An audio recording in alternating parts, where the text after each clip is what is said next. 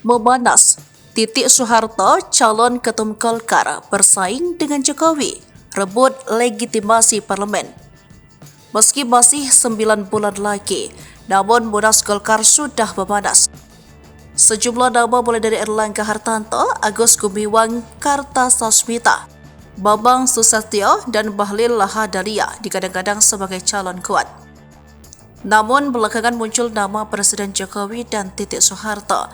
Jika benar, maka mantan istri Prabowo Subianto ini menjadi saingan berat. Isu pun memanas, ada kesan kubu Jokowi dan Prabowo berebut legitimasi untuk memperkuat pemerintahan di parlemen. Khusus untuk Jokowi, Direktur Eksekutif Indonesia Public Institute, Karyono Wibowo dilansir dari Warta Kota, Kamis 14 Maret 2024 menilai, Jokowi butuh Golkar.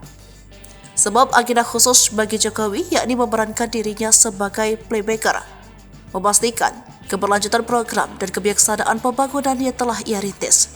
Untuk melancarkan agenda itu, Jokowi memasang Gibran sebagai wakil Prabowo yang diusung oleh Golkar. Namun itu tak cukup, Jokowi perlu kekuatan politik yang dominan di parlemen. Salah satu opsinya mengendalikan Golkar sebagai partai terbesar kedua setelah PDIP. Sementara Gerindra sudah dikendalikan oleh Prabowo. Soal kedekatan Jokowi dengan Golkar dibenarkan Ketum Golkar, Erlangga Hartarto, bahwa mereka sudah rapat dengan partai yang dipimpinnya. Namun upaya Jokowi bisa tersandung oleh Titik Soeharto. Hal ini diungkap aktivis 98 Sahat Simatupang dilansir dari salah satu portal pada Kamis 14 Maret 2024. Peluang Erlangga Hartarto kembali memimpin Partai Golkar sangat terbuka. Namun Jokowi bisa menjadi penghalang. Belum muncul nama Titik Soeharto, meski saat ini caleg DPR dari Gerindra, namun sejatinya Titik adalah kader Partai Golkar.